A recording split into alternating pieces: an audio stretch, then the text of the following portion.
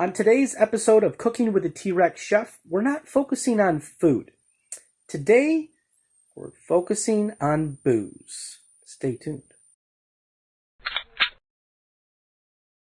Don't ask me why I am this way. I should have stayed in bed today and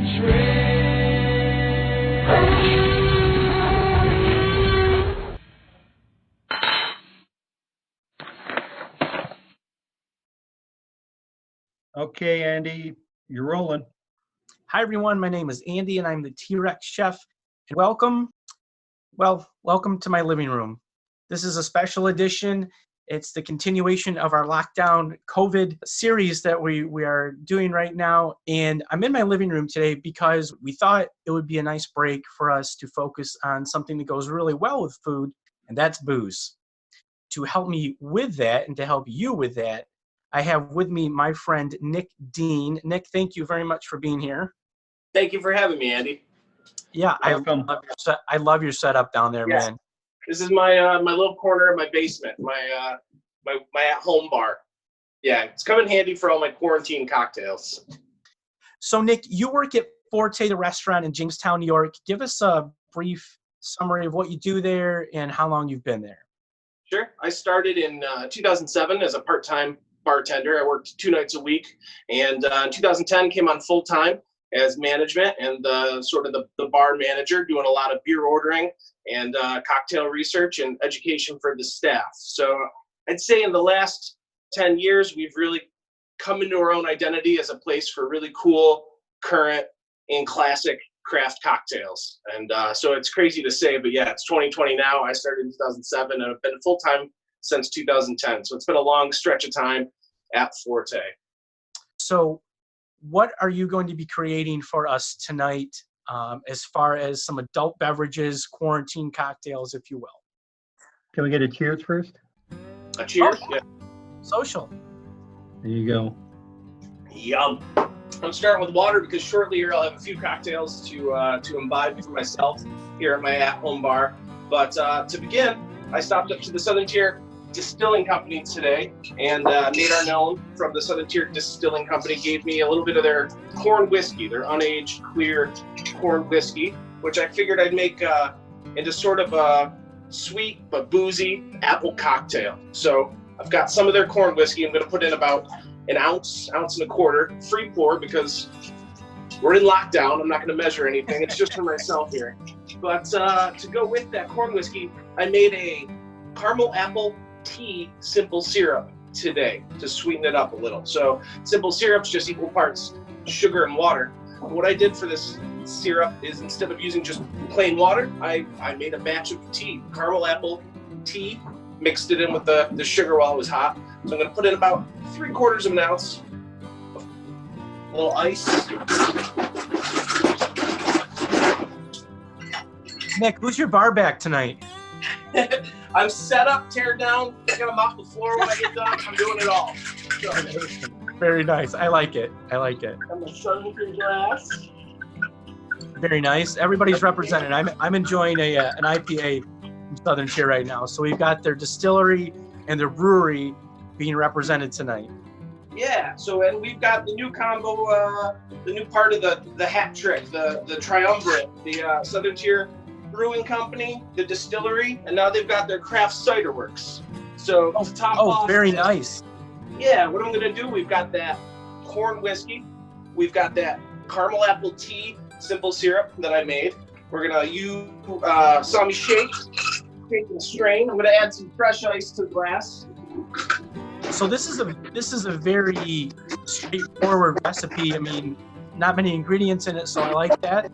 No, what's nice is not every cocktail has to have a dozen different ingredients, especially when you're drinking at home in lockdown. Sometimes you look at your fridge and you don't have a dozen different ingredients. Sometimes putting a twist on something simple, like simple syrup, put a little flavor to the sugar water. So I've got spirit, sugar, water, and a little bit of hard cider. We're gonna make which has alcohol in it already.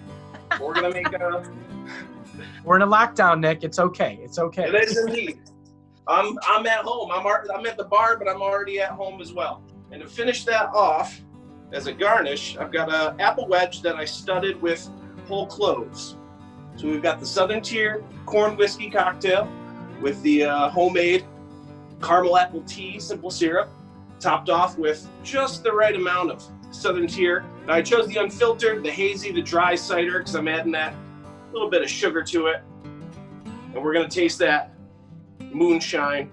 Oh, look All at the that. way Look at just the last little steps that you take to kind of put it right over the edge, and the garnish with that's fantastic. There you go. And it tastes really good. Awesome. Not too sweet, not too tart. Tastes like a big punch of caramel apple with a nice bit of boozy running through on the back end. Just kind of underneath the whole thing is that little bit of heat from that corn whiskey. So there we have the first cocktail of the night. Very nice. Line them up. Line them up. So very nice. Nick, what do you have? What do you have next for us? Well, as a second cocktail, I stopped over today to do some shopping at Bag and String in Glicker Shop in Lakewood, and picked up from them a really interesting bottle of pine liqueur. So a real fragrant, little floral, little citrusy, little fruity, but a real big wallop of pine, which I'm an IPA guy. I like pine. They also said it was the strangest thing in the store, and I said, well, that's the thing I'll have. I want what's weird. I like that. That's now a liqueur. Can that be considered an aperitif? Yeah, for sure. I mean, a lot of people hear the word liqueur and think it's low proof, because there's so much sugar added. There are a lot of those liqueurs that are accentuating liqueurs that don't add a ton of alcohol but add quite a bit of flavor. This caught my eye because it is 35% alcohol, which makes it 70 proof. So this is right on par with, 80 proof vodka or even any of your flavored whiskeys, Fireball. And so for a liqueur, I like seeing that 70 proof number because you could still nip at it straight, which it is quite good on its own, but it does open up quite nicely with a little bit of help. So for that little bit of help, what I'm going to do is put in about 1.25 ounces of the pine liqueur with a little bit of vodka, about 3/4 ounce of the vodka. I squeezed some fresh grapefruit juice for the show tonight to make sort of a pine grapefruit spritzer. Oh, nice. Yeah, a little something light and flavorful and bubbly. And I like your choice in vessel right there. I like the glass, Nick. Yeah, I was going for some fun, eye-catching glassware. This one can be attributed to my wife many years, my beautiful wife Lori. She's got the cool, fancy, fun glassware. I've got the pretty.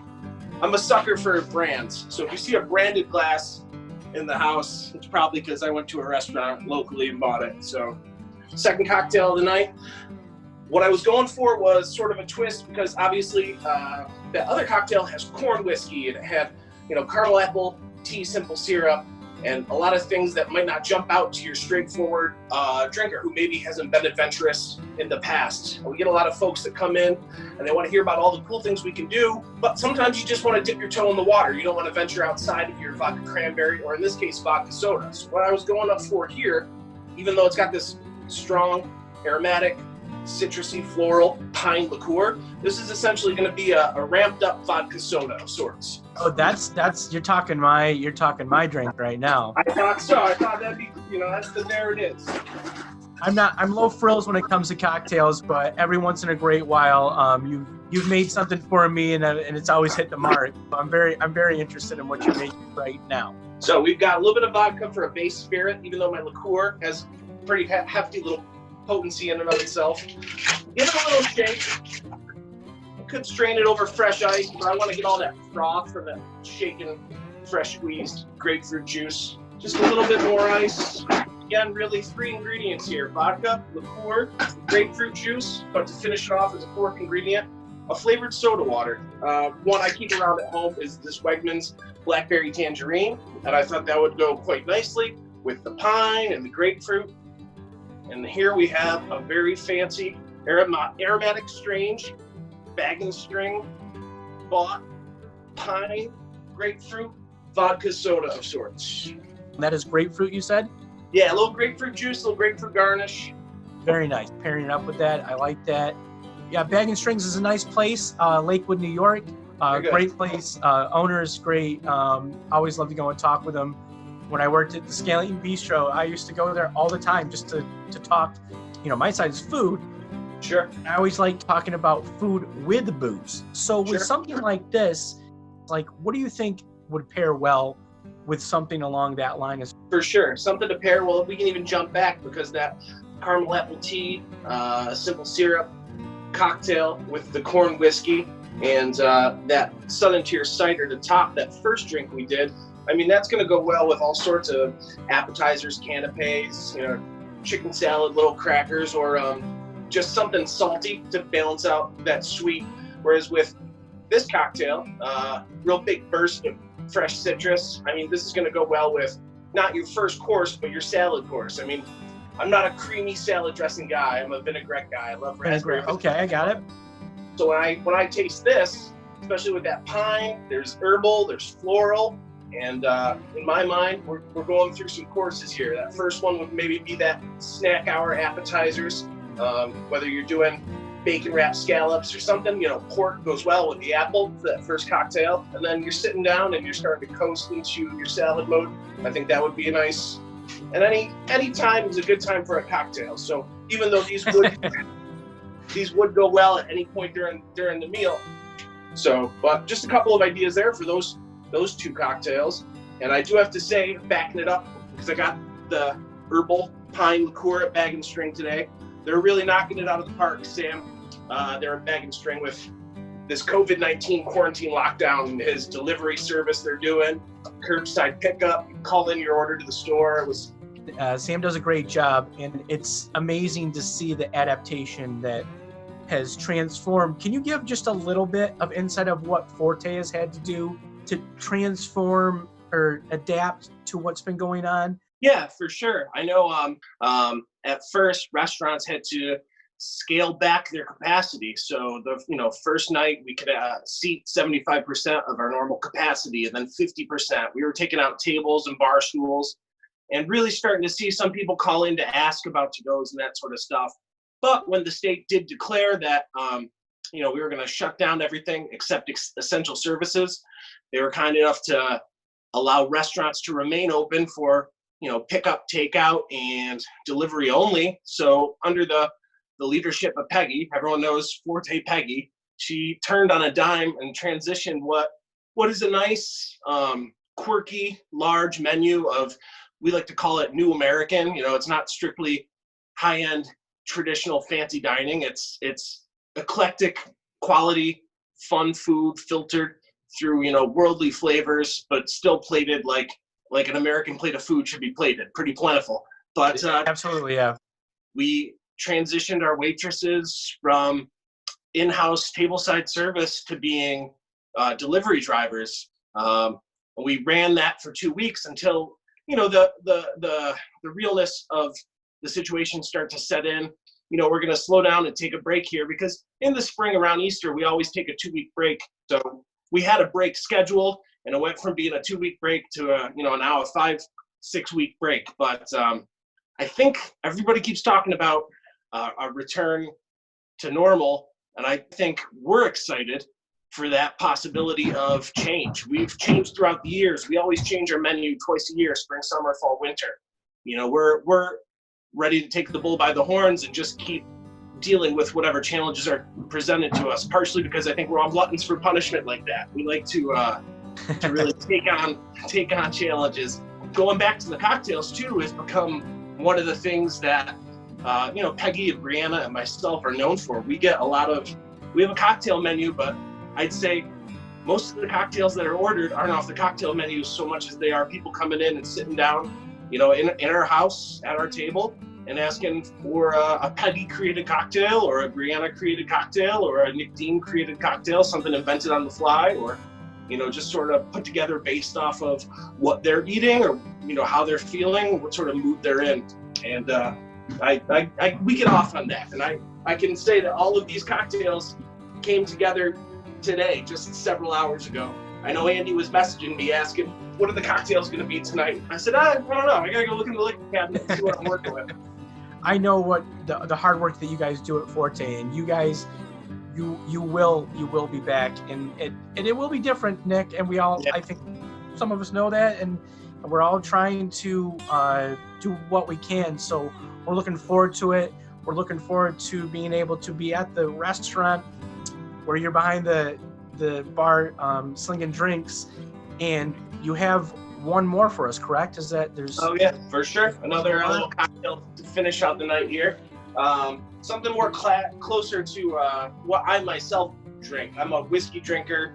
I'm a Manhattan drinker. I like bitters quite a bit. It's no secret. I love Campari and all these Italian liqueurs that are very, very bitter. So for a cocktail to finish out the night, make sort of a twist on a Manhattan almost, which is traditionally whiskey, sweet vermouth, dash of bitters, Angostura bitters. But swapping out some things here from Bag and String, I got this Honey Lake. It's a Finger Lakes area distillery, and this has a honey flavor to the whiskey as well as a lemon, and it's super subtle, really bright, really fragrant and flavorful, but still, unlike some flavored whiskeys that are all flavor up front and don't taste like whiskey, this still retains that grain. I know it's a 4-grain whiskey, still retains that whiskey flavor. So in a traditional Manhattan sort of measurement, I'm going to do about 2 ounces of this Honey Lake.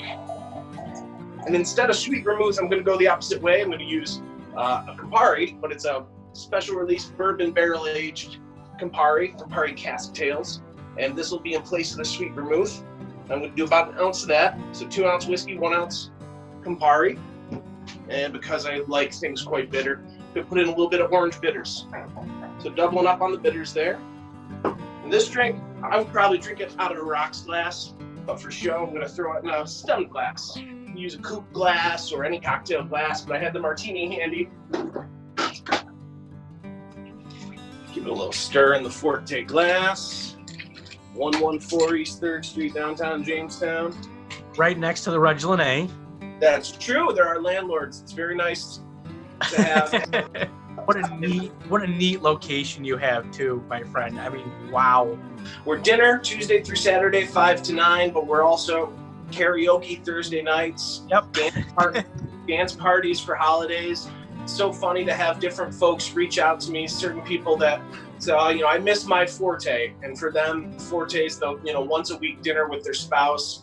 And then to have, a 20-something reach out to me, say, I miss my karaoke. I miss my Forte. Someone who's never set foot in the restaurant in the daylight hours and only knows it as being that dark, seedy bar. And you say that to somebody who's used to having a nice dinner at Forte. It's like, Forte's not a seedy bar. Well, that's their Forte. Everyone's got their different Fortes. I'm gonna strain out this cocktail into my cocktail glass.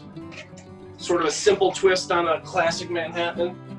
And because there's that honey lemon whiskey, I'm gonna throw a little lemon rind in there. So a nice Manhattan to send us out. Cheers, Nick. I really appreciate you taking the time to be here with us on Cooking with a T-Rex Chef. We're trying to keep the show going, and I think it was an appropriate time. I think it was meant to be connected because I had mentioned something to you a while ago about being on, and I think it just works out right now that we did that. So thank you so much, Nick, for 3 cocktails. Hey, folks, you can replay this if you want the recipes, but Nick Dean Speakeasy will be on. So thank you again, Nick, for being here. Thank you, Andy. I appreciate the opportunity to talk about cocktails and the culture of food and cuisine and drinks, because a lot of what we do at Forte, I mean, we're serving you food and drinks, but I think what sets us apart too is our love to just to talk. I mean, people come into Forte, I think, for that sense of hospitality as well as just a good food and dinner. So thank you. I love what you're doing with the T-Rex Chef. This quarantine, this time down, has allowed me to do a lot more with my blog, Frontier Mixology, and I think that term kind of sums up a lot of what we do to get by in our own homes during these times. It's funny, I don't know if you saw, but I was using the back end of a mason jar as a strainer to strain in that drink. I didn't catch that. I was wondering what that was, and I like the creativity on that one. Very nice. Yeah, do what we need to get by. So thank you for having me. Absolutely. We'll take care. Be safe. Who's gonna finish all the drinks? I guess I'm just gonna have to start tasting them, see which one I like better. It might take a little while, but I'm up to the challenge. All right, I know you are. Good to see you, Nick. You take care, and thank you for being here. Thanks, Andy. Thanks, Barry. Well, everyone, that's our show for today. I hope you enjoyed it. Please check us out on Your Kitchen Table as well. Check out the links below that we have, and we thank you. We hope you have a great day and come back and see us again here on Cooking with the T-Rex Chef. And thank you to Barry, who's somewhere back there doing. There he goes. There's his little lad. Take care, folks. See you soon.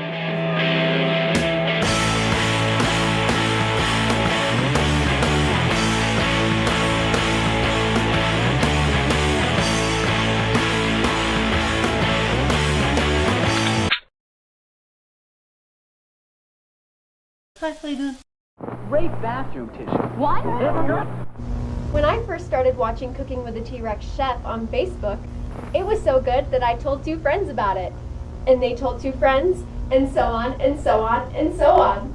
And believe me, there's nothing like the winning combination of Cooking with the T-Rex Chef and Your Kitchen Table. Don't wait! Click today so you can enjoy the full-bodied, clean and fresh-smelling fun on Facebook.